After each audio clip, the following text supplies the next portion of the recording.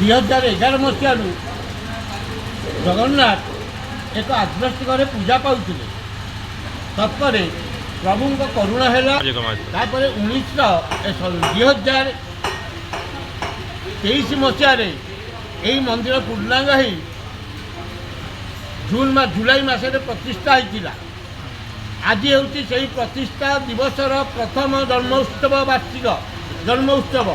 ତେଣୁ ଏହି କାର୍ଯ୍ୟକ୍ରମକୁ ଆମେ ସୁଚାରୁ ରୂପେ ଆଗେଇ ନେବା ପାଇଁ ଆଜି ବହୁ ବ୍ୟବସ୍ଥା କରିଛୁ।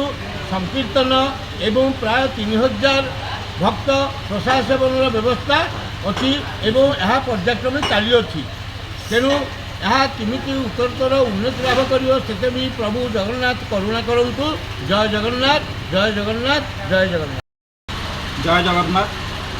ଲେଣ୍ଡୁ ଗ୍ରାମର ଶ୍ରୀଯୁକ୍ତ ନାରାୟଣ ସାମନ୍ତଙ୍କ ପ୍ରଚେଷ୍ଟାରେ 1986 ମସିହାରେ ଗୋଟିଏ ଆଜବେଷ୍ଟ ଘରେ ନିରାକାରପୁରର ଜଗନ୍ନାଥ ମନ୍ଦିର ସୃଷ୍ଟି ହୋଇଥିଲା।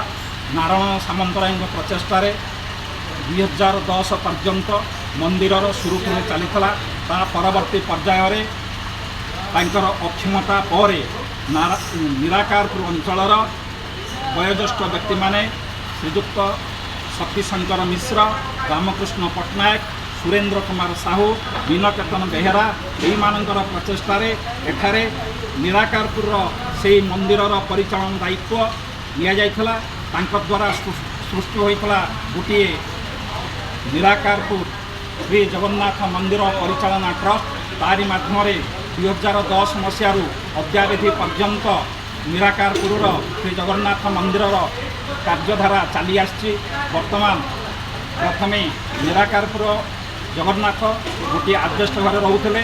ଏହି ଟ୍ରଷ୍ଟର ପ୍ରଚେଷ୍ଟାରେ ଗତ ବର୍ଷ ନୀଳାଦ୍ରି ବିଜେ ଦିନ ଏହି ବିରାଟକାୟ ମନ୍ଦିର 55 ଫୁଟର ମନ୍ଦିରରେ ପ୍ରତିଷ୍ଠା ବିଜୟ ଲାଭ କଲେ ଶ୍ରୀ ଜଗନ୍ନାଥ, ବଳଭଦ୍ର, ସୁଭଦ୍ରା ଏବଂ ବଳଦେବ।